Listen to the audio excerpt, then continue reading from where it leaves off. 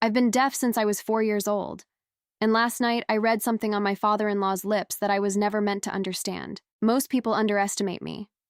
They speak slowly, like I'm not very smart. They raise their voices, like that somehow changes anything. Or they just ignore me and talk among themselves as if I'm not even there. And that's exactly the advantage they never realize they're giving me. Before I tell you the rest of this story, I need you to stay until the end. Your support means more than you think.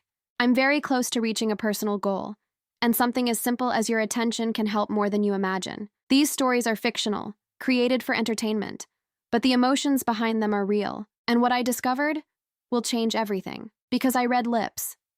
Not the way you see in movies, where someone catches a random word and guesses the rest. I read lips like someone reading a book. Every vowel, every consonant, every small movement of the tongue and teeth. I've spent 23 years without hearing the world, but I see everything. And people say terrible things when they think no one understands them. My husband, Nathan, is the only person who ever learned sign language for me. He did it before our first date. He showed up at the cafe moving his hands, trying to spell his name, smiling nervously. He made a mistake.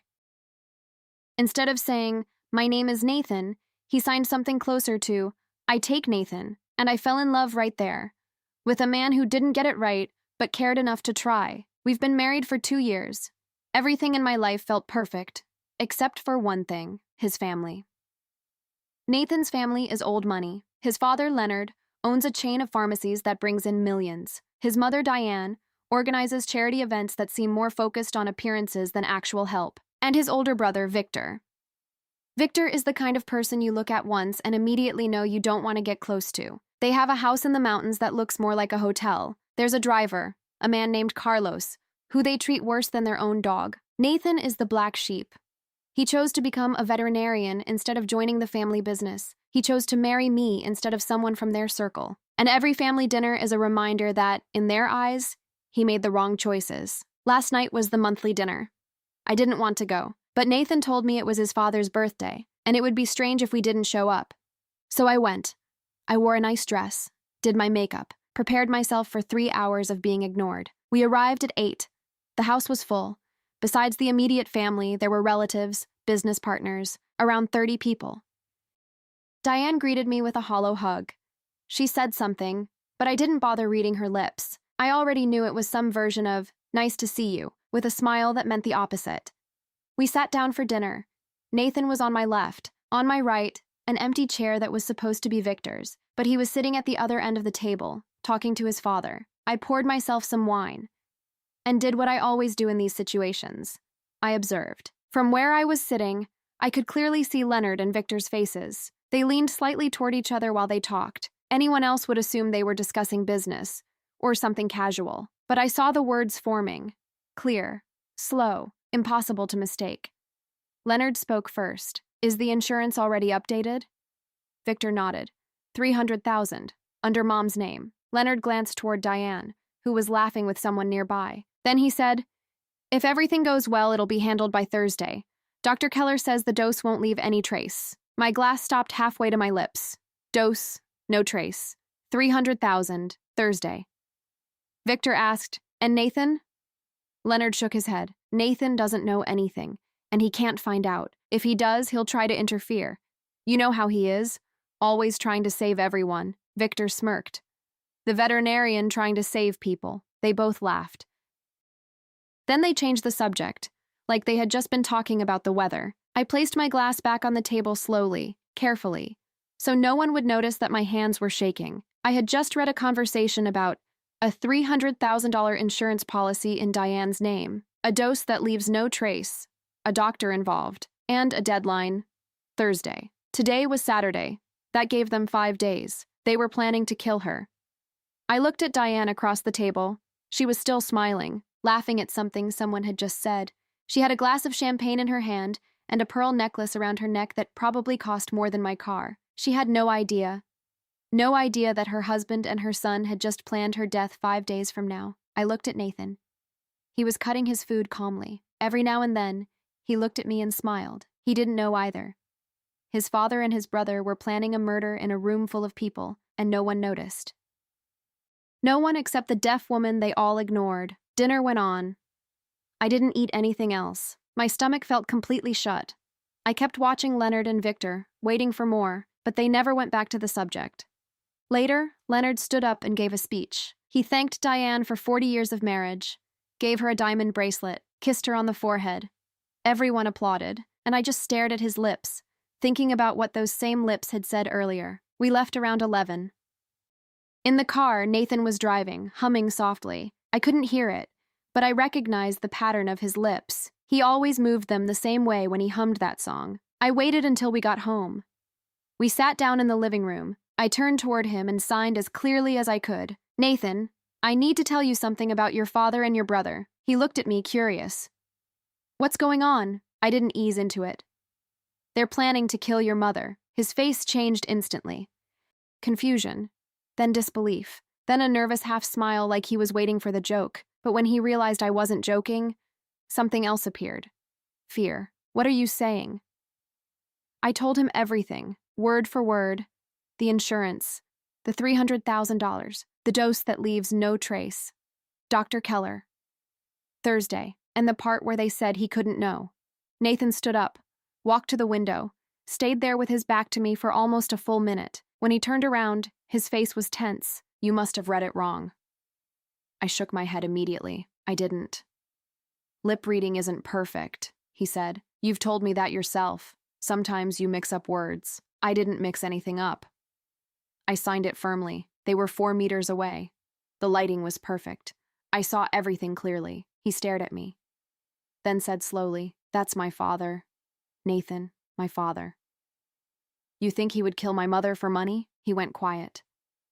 Too quiet. Finally, he signed again, his hands less steady this time. My father and Victor run the business together. I waited. 6 months ago, my mother found something wrong. What kind of problem?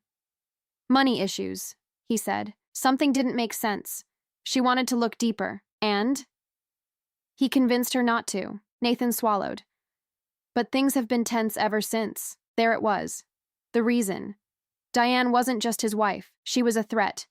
She knew too much, and she was close to exposing something that could destroy everything. If she pushed forward, the business could collapse. His father and brother could lose everything, maybe even go to prison, and killing her solved both problems. Nathan sat down holding his head. What do we do? Call the police. With what evidence? He asked immediately. He looked straight at me. With my deaf wife saying she read my father's lips during dinner, they'll send us home. He was right. We had nothing. My ability wasn't enough. Not legally. We needed proof. Something real. Something that couldn't be dismissed. I thought for a moment. Then something clicked. I can get evidence. Nathan looked at me immediately. How? Your mother invited me over on Tuesday. He frowned. You always cancel. This time I won't. He shook his head quickly. No, that's dangerous. If my father notices anything, your father thinks I'm someone who doesn't understand anything. I signed it slowly, carefully. I thought about the way Leonard always looked at me, that mix of pity and quiet disrespect, the same way he looked at the driver. That underestimation I had been tolerating for 2 years was about to become my advantage. No one watches what they say around someone they believe can't understand them. Nathan stared at me. Still unsure, still scared, but I wasn't. I'm going on Tuesday. Tuesday arrived faster than I expected. I barely slept the night before. Every time I closed my eyes, I saw Leonard's lips forming the same words over and over again. No trace. Thursday. Dose. I got to their house a little before 4 in the afternoon. The mountains were quiet, the kind of quiet I was used to. But that day it felt different, heavier. Diane opened the door herself. That was the first thing that felt unusual. She looked genuinely surprised to see me, and happy. She smiled, took my hands, and welcomed me inside. No stiffness, no fake politeness, just real warmth. That was new. We sat on the terrace with tea. From there, you could see part of the garden, and, more importantly, the glass door that led into Leonard's office. I noticed it immediately. From where I was sitting, I had a direct view inside. Diane talked a lot. She always moved her hands when she spoke, which made reading her lips easier. She told me about a project she was working on, a foundation, for deaf children. She even showed me some early plans, said she wanted my help, because, according to her, she needed someone who actually understood. That hit me harder than I expected. A sharp, uncomfortable feeling in my chest, because I was sitting there, listening to her talk about helping people like me, while knowing someone in her own house was planning to kill her. I looked away for a moment, just to breathe, and that's when I saw him. Leonard. He walked into his office, closed the door halfway. From the terrace, I could see him perfectly through the glass. He sat at his desk, took out his phone, and made a call. He had no idea I could see him, no idea that I was sitting 15 meters away, watching, reading, understanding every word. He spoke. Garza, it's Leonard. My entire body went still. I need to confirm Thursday. Pause. He listened. The dinner is at 8. Diane will have her usual glass of wine. Pause. Does the dose go in the wine or the food? I felt my fingers press into the arm of the chair. Pause. In the wine? Good. Another pause. How long does it take? Pause. Then, 6 hours. So by early morning it's done. My heart was racing so fast I could feel it in my throat. And it'll look natural, right? Pause. A heart attack won't raise suspicion. I stopped breathing. Then he added, and Garza. One more thing. Pause. You're signing the death certificate, correct? Another pause. I need it clean. Nothing that triggers an autopsy. He ended the call and just sat there, looking at nothing. Then he stood up and walked toward the terrace, toward us. My entire body went rigid, but my face stayed calm. He stepped outside, walked behind Diane, and kissed the top of her head. She smiled, reached for his hand, and I sat there, 2 meters away from a man who had just confirmed her murder. Diane said something to him, gesturing toward me. He looked at me. I smiled, the same polite smile I always gave him. He gave a small nod, turned around, and went back inside. He didn't suspect anything, because to him, I was invisible. I excused myself a few minutes later. I signed that I had a headache. Diane insisted I stay, but I shook my head. She walked me to the door, gave me a soft hug, and said something I didn't expect. You're the best thing that ever happened to this family. I didn't react. I couldn't.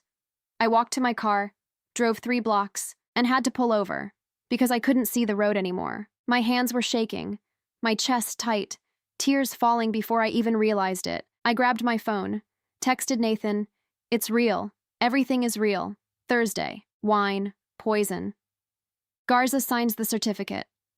"We have less than 48 hours. He replied in less than 10 seconds. I called the police. "They're coming to take your statement." I wiped my face, started the car, and drove home. When I parked in front of our building, I saw a car I didn't recognize. I assumed it was the police. I walked upstairs, unlocked the door, and stopped. It wasn't the police. Victor was sitting on our couch. Nathan was standing in front of him. His lip was bleeding. Victor looked straight at me and spoke slowly, deliberately, as if he knew I was going to read every word. "Dad says the deaf girl saw something she shouldn't have." Victor was sitting on our couch like he owned the place. One leg crossed over the other, jacket open, completely relaxed. Nathan stood a few feet away from him. His lip was split, a thin line of blood running down to his shirt. When I walked in, Victor didn't look surprised. He looked prepared. He stood up slowly, walked toward me, stopped close enough that I could clearly read his lips. "Dad says the deaf girl saw something she wasn't supposed to." I didn't move, didn't blink. My keys were still in my hand. My heart was pounding so hard I could feel it in my chest. Victor tilted his head slightly, studying my face. "Funny thing," he continued, slowly, clearly, "there are cameras in Dad's office." My stomach dropped. "No audio," he added, "just video." I felt it immediately. The mistake. He kept talking. "The footage shows you sitting outside, staring inside the office while he was on the phone." Every word landed heavier than the last. At first, he didn't think much of it. Victor took another step closer. But then he thought about it. His expression changed slightly, more focused. "The only reason someone who can't hear would watch that carefully," pause, "is because they don't need to hear." That was it. He knew. Not what Leonard said, but what I did. My face, my focus, my stillness. That was enough. Victor turned toward Nathan. "This is what's going to happen." Nathan didn't move, didn't speak. Victor's tone stayed calm, controlled. "Dad is a reasonable man. So am I, when I want to be. He slipped a hand into his jacket, pulled out a folded document. We don't want things to get messy. He held the paper up slightly. All we need is for you to sign this. Nathan's eyes dropped to the paper. Then back to Victor. You give up your share. Victor spoke clearly, slowly, making sure I could read everything. Everything tied to the business, the properties, the inheritance. Pause. It all goes to me and Dad. Nathan's jaw tightened. You keep your little animal clinic. Victor gave a small, almost amused smile, and she keeps reading lips in silence. Silence. If you agree, he continued. This week never happened. Nathan's hands clenched at his sides, his knuckles turning white. And if you don't... Victor's expression didn't change, but something colder settled in his eyes. Dad already spoke to Dr. Keller. I felt my chest tighten again. Besides everything else, he's also a psychiatrist. Victor took a step back, watching both of us. He can write a report. Pause. Saying your wife has paranoid episodes. I felt something burn in my stomach. A deaf woman claiming she read a murder plan on her father-in-law's lips during dinner? He gave a slight shrug. How long do you think it takes before a judge dismisses that? There it was. The full trap. Not only did they know I had seen something, they already had a way to destroy me if I spoke. The delusional deaf woman. I knew that look on his face. I had seen it before, in school, when people got tired of waiting for me to finish signing. That look that said, what you're saying doesn't matter. Nathan looked at me, searching my face. I didn't hesitate. I raised my hands and signed quickly. Say yes. Pause. Agree to everything. Nathan stared at me, confused for a second. Then I added, I have a plan. He held my gaze. 3 seconds. I saw it happen. The moment he decided to trust me. Even if everything in him wanted to fight. He turned back to Victor. His shoulders dropped slightly. His face changed. Not fake, real. Defeat. Where do I sign? Victor smiled, satisfied, like someone who just won something he never doubted he'd get. He handed over the paper. Nathan didn't read it, didn't question it. He just signed. Victor took the document back, folded it carefully, walked toward the door. Before leaving, he looked at me one last time. Let's not do this again. Then he left. The door closed.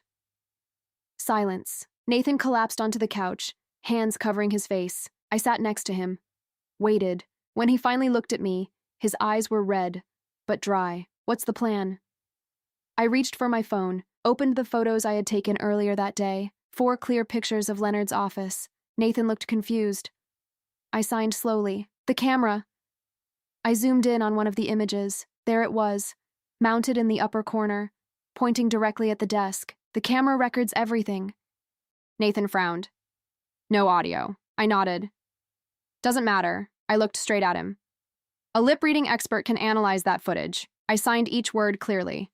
They can confirm exactly what he said. Nathan froze. We don't need my testimony. Pause. We need his video. Silence. Then something changed in his expression. Understanding. The server, I nodded, is inside that house. We both knew what that meant. We needed to go back. Nathan didn't speak for a few seconds. He just stared at the photos on my phone. Then he signed slowly. That server is inside the house. I nodded. We need access. He ran his hands through his hair. That's insane. My father is already suspicious. After tonight, after Victor showing up here, going back there is dangerous. I know. If he catches you, he won't. I signed it firmly. Nathan shook his head.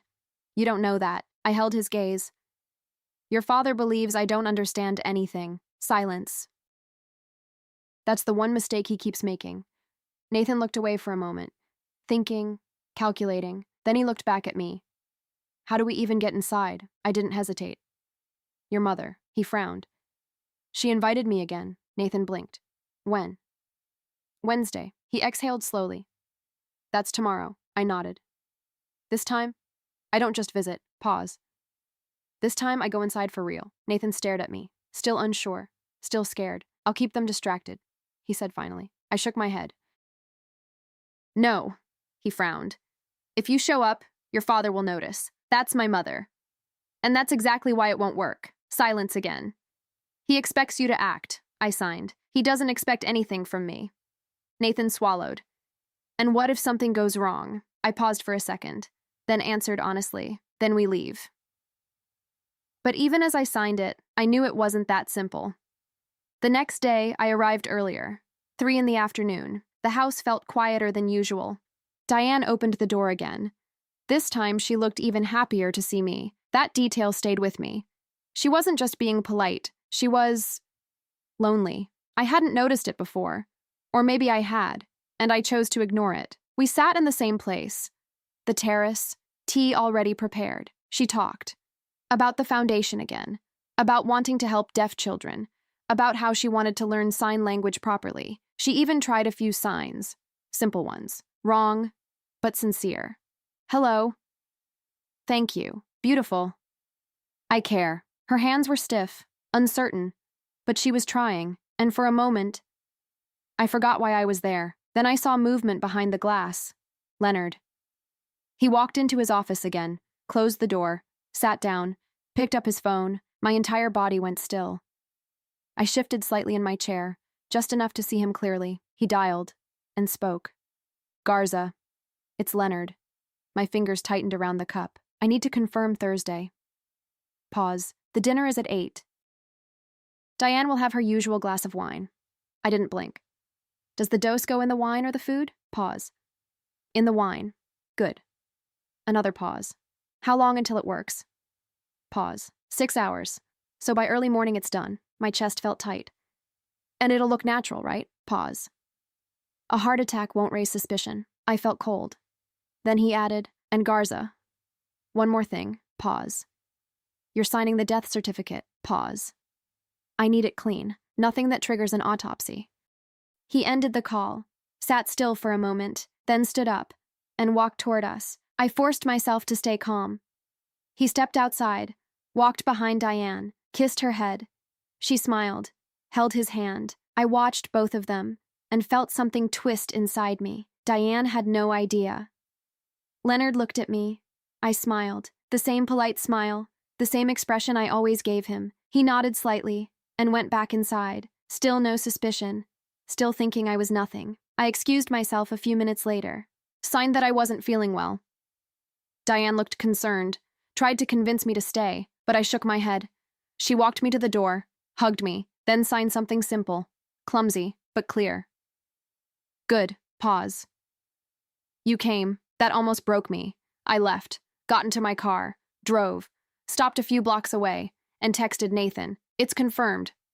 Wine. Thursday. Garza involved. We don't have time. He replied almost instantly. I called the police. They're on the way. I wiped my face.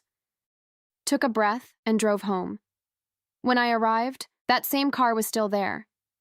My chest tightened, but this time, I knew it wasn't the police. I opened the door slowly. Victor was still there, sitting in the same place, like he hadn't moved at all. Nathan was standing across from him, tense, silent. Victor looked at me again, this time, without the calm smile. Now there was something else. Suspicion. Where were you? He asked slowly. I didn't answer. I just walked inside, closed the door behind me. Nathan stepped closer to me. She wasn't feeling well, he said. Victor didn't look at him. He kept his eyes on me. Funny, he said. He leaned forward slightly. Because you look just fine. Silence. Then he stood up again, walked closer. You went back to the house today, didn't you? My heart hit hard, but my face didn't change. I tilted my head slightly, like I didn't fully understand. Victor watched me for a second, then gave a small, dry smile. Right. Pause. I forget sometimes. He turned away slightly, then added, doesn't matter. He walked toward the door, stopped, and said one last thing. Just remember, this only works if everyone behaves. Then he left. The door closed. Silence. Nathan let out a breath he had been holding. He knows something. I nodded, but not everything. Nathan ran his hand over his face. We don't have time anymore. No, I signed. We don't. I sat down, pulled out my phone, opened the photos again, the camera, the angle, the desk. We go tomorrow. Nathan looked at me. That's Thursday. I nodded. During dinner. His eyes widened. That's when he's planning to, yes. Silence. You're going inside that house? While they're all there? Yes. That's insane. It's the only chance. Nathan paced the room. If something goes wrong, it won't. He stopped. Looked at me. You can't know that. I stepped closer. We don't need perfect. Pause. We just need enough. Silence. Then he nodded, slowly. I'll keep them at the table. I shook my head. No, he frowned. If you try too hard, your father will notice. So what do I do? Act normal. That answer felt heavier than anything else. Thursday. 7 p.m. I told Nathan I wasn't going to dinner. I said it out loud, not in sign. I don't feel well. I'm staying home. I needed it to sound real. He understood. He nodded, kissed my forehead. Be careful. I will. He left. I waited. 40 minutes. Exactly the time it takes to get to the house. My phone vibrated. I'm here. They just served the first course. I was already in my car, driving the back road Diane had shown me, a dirt path behind the property. No lights, no traffic. I parked far enough that the car wouldn't be seen, turned everything off, and stepped out into the dark. Cold air hit my face. I walked the rest of the way. In my pocket, a USB drive. That was all we needed. The service entrance was exactly where Diane said it would be. A keypad next to the door.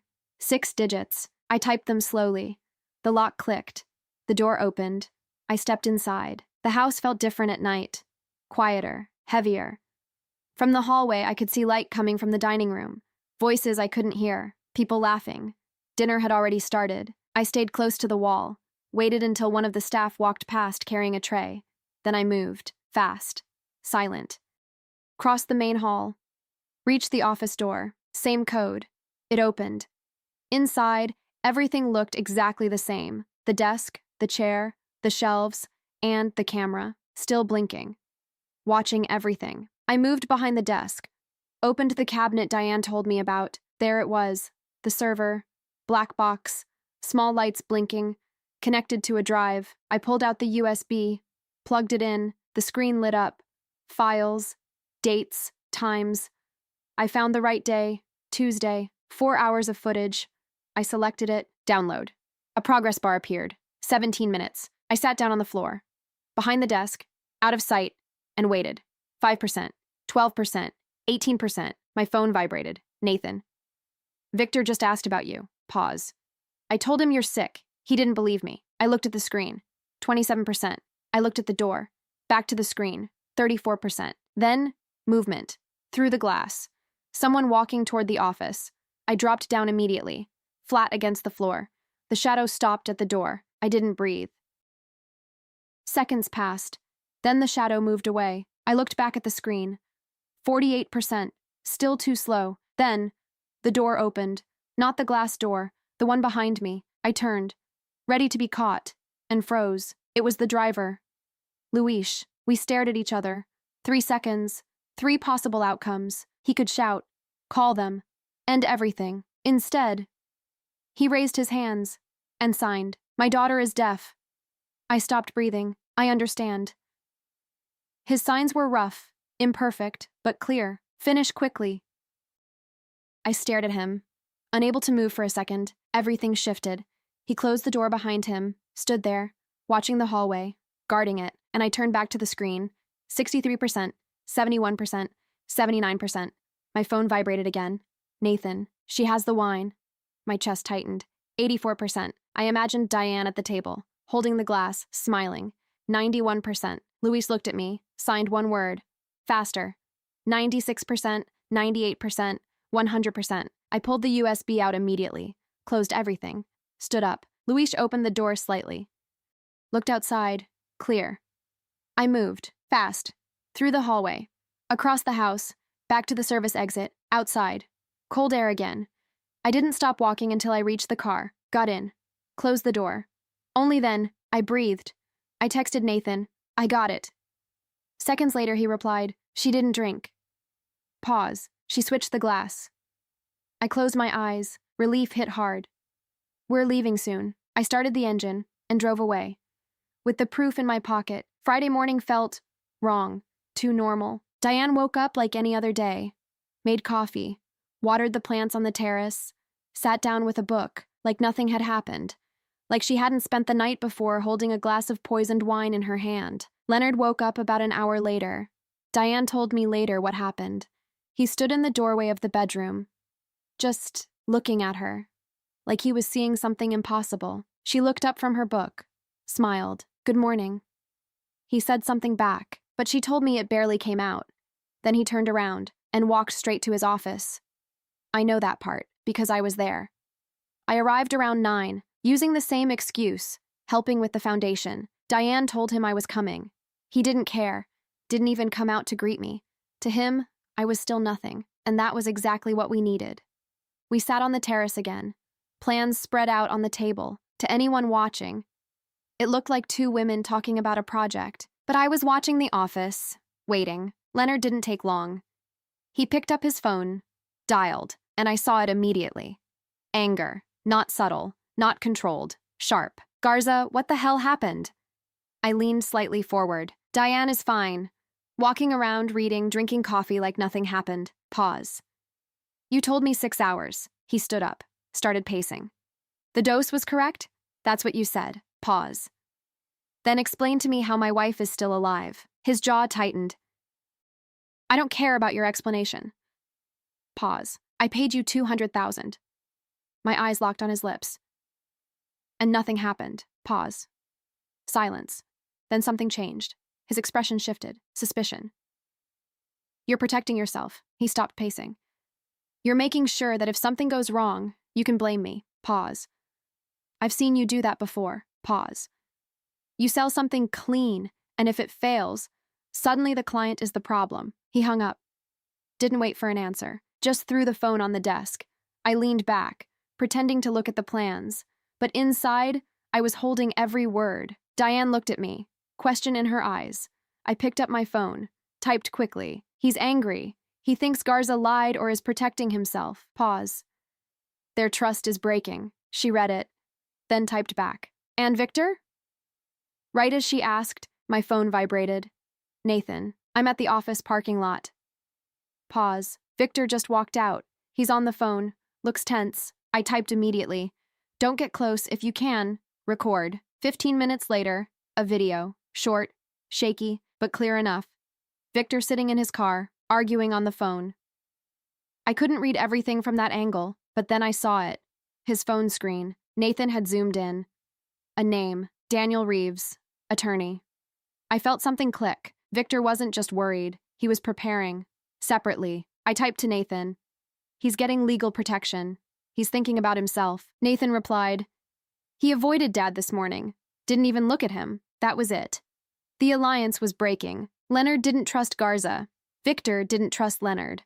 And none of them knew that we were already ahead of them. I looked at Diane, and for the first time, I didn't see her as a victim. I saw someone who had been preparing longer than I realized. She leaned closer, typed on my phone. Last night, I checked Leonard's phone. I looked at her. He deleted messages with Garza. Pause. But the call history is still there. She turned the phone toward me. I took pictures. 17 calls in 3 weeks. My chest tightened.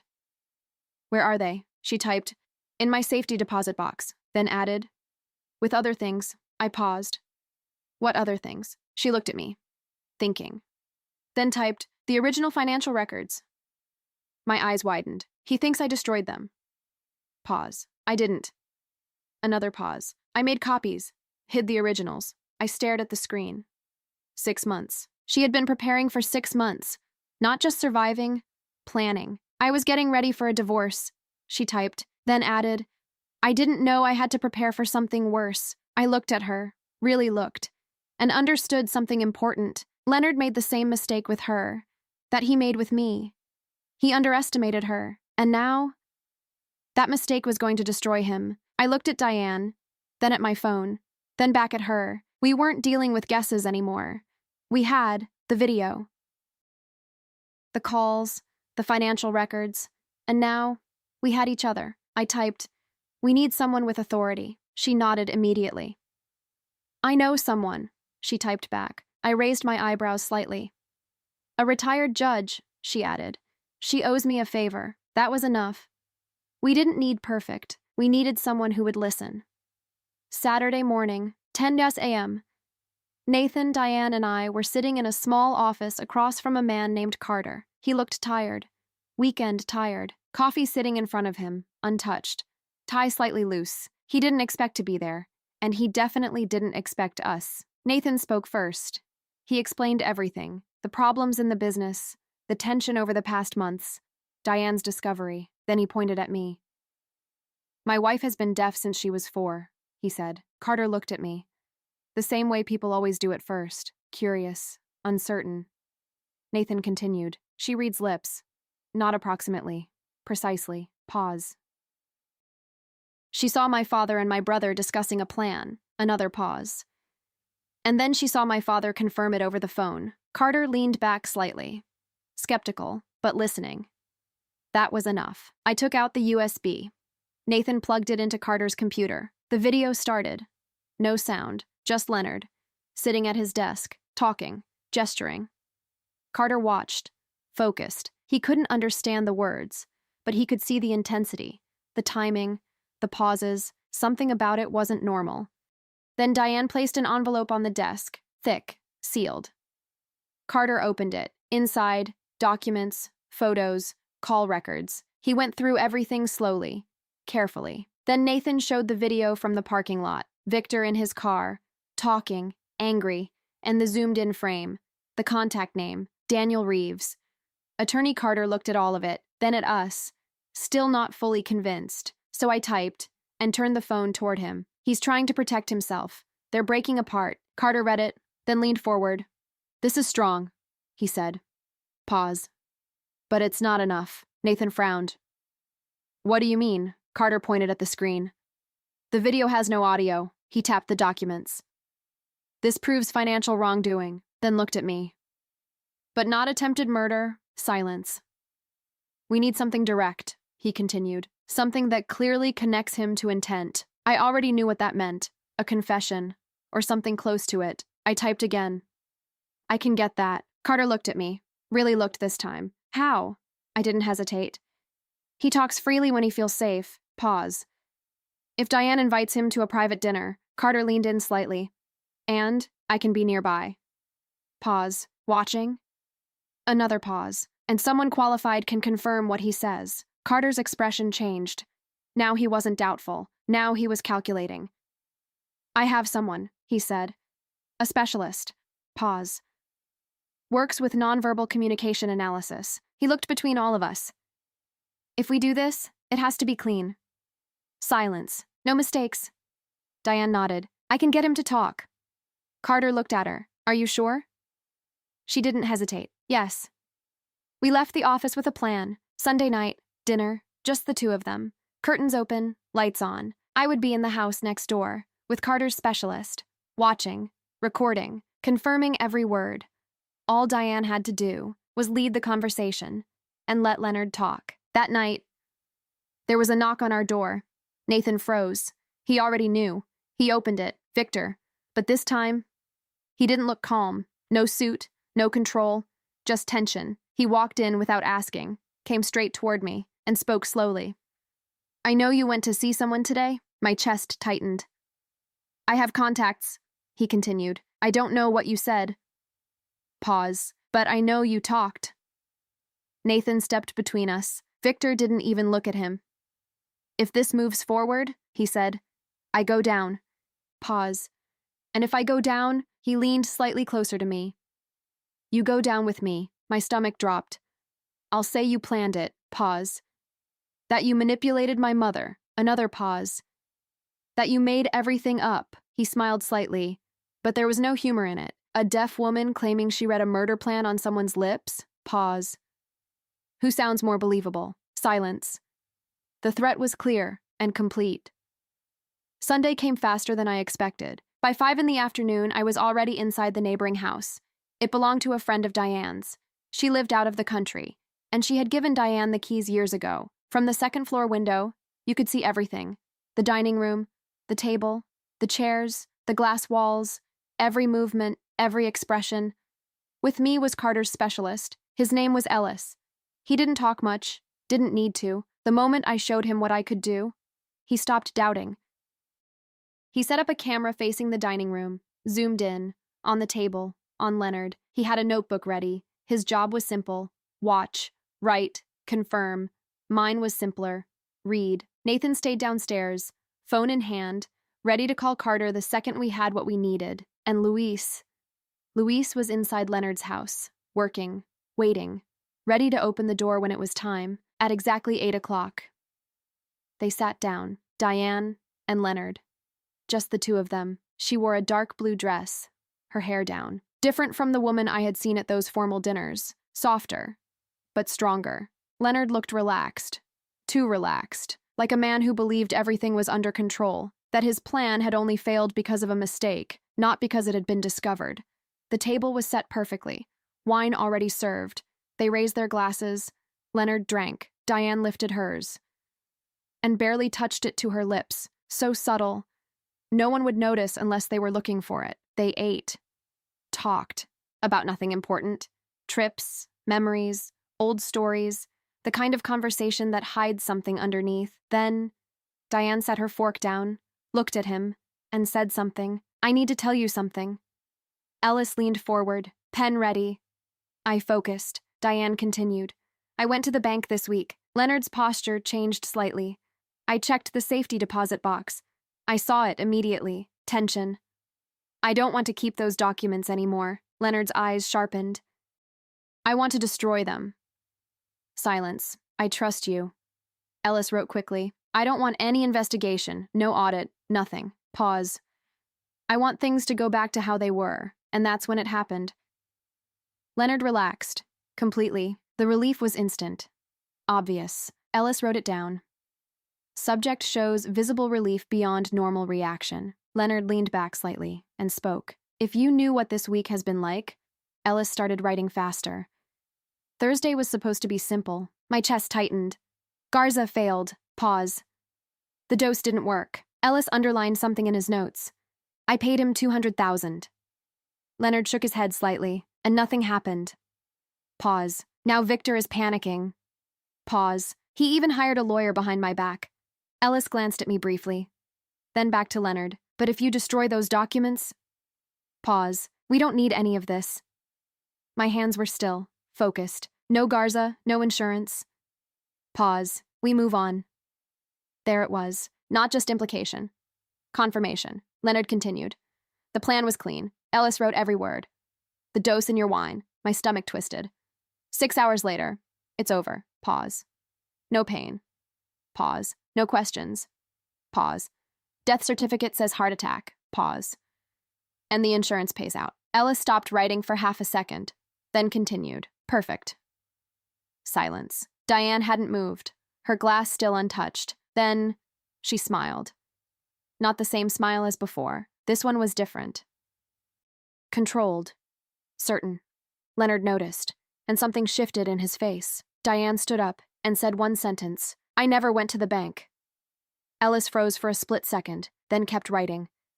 The documents are still there. Pause. With everything else. Pause. The photos.